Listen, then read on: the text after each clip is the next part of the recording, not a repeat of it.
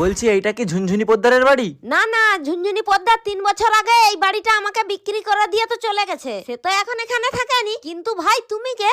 ঝুনঝুনি পোদ্দারের নামে একটা পার্সেল ছিল, পার্সেল দিতে আসছি আমি।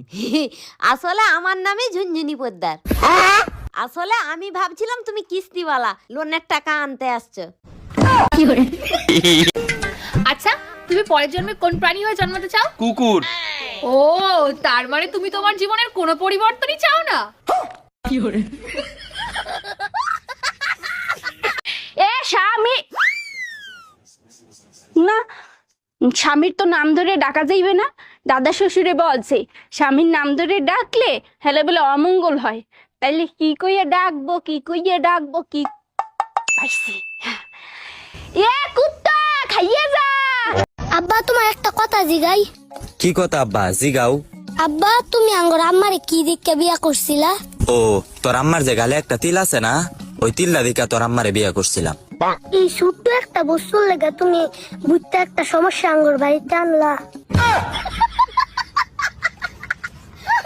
এই পাশের বাড়ি ওইটা তুমি কি ফেলাইলা? লাভ লেটার ফালাইছি, চোট মারানি দ্বারে সকালবেলা টমেটো চাইছি, দেয় নাই। এবার বুঝ। সর্বনাশ, এখন তো আমারে সন্দেহ করবে। আরে অপেক্ষা করো, দেখো কি হয়। তুমি স্যার আমি জীবনে কোনোদিন কোনো মাইয়ের দিকে ওইভাবে ফিরে তাকাইছি, চোখ দিছি, তুমি কাও।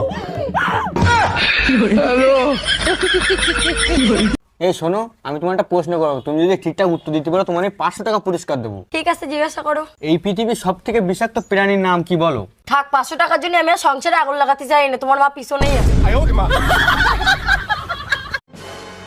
কই গো, কই গো, আমার মা না পালিয়ে গেছে। হ্যাঁ, এ কি বলছিস? তোর মা পালিয়ে গিয়েছে? আমি জানতাম তোর মা একটা চরিত্রহীন, দেখলেই বোঝা যায়। আহে চুপ কর, চুপ কর, বেশি মহান সাজি না। তোর বাপের সাথেই পালিয়ে গেছে।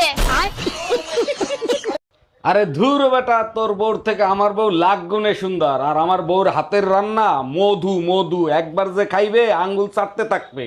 আজ গর্বে বুকটা ভরে গেল। তুমি তোমার বন্ধু বান্ধবের কাছেও আমার প্রশংসা করো। এখন তুমি কি বলতে চাও? তোমার জন্য এখন বন্ধু বান্ধবের কাছেও বেজ্জতি হবো?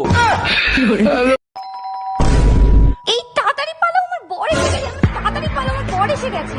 1 মিনিট, তোমার বর তো আমি, তুমি আমাকেই পালাতে বলছো কেন? আচ্ছা, তুই যদি আমারই বর হোস্টেলে পালাচ্ছিলি কেন, বাজে ছেলে একটা? আজ 5 বছর পর আমার স্বামী বিদেশ থেকে ঘরে ফিরবে। লালি, আরে লালি, চোখ বেঁধে রেখেছো কেন? তুমি যেদিন থেকে বাইরে গেছো আমি সেদিন থেকেই চোখ বন্ধ করে রেখেছি। তার মানে 5 বছর চোখ বন্ধ করে রেখেছো? কিন্তু কেন লালি? স্ত্রীর চোখ শুধু স্বামীকেই দেখার জন্য। এই চোখ দিয়ে অন্য পুরুষকে দেখাটা যে পাপ। আরে পাগলি, স্বামীকে যদি মন থেকে ভালোবাসো, অন্য পুরুষকে দেখলেই বাকি। না, অন্য পুরুষকে দেখলে আমার সারা গা হাত পা কিরম একটা হয়। লালি, তুমি না সাক্ষাৎ সতী।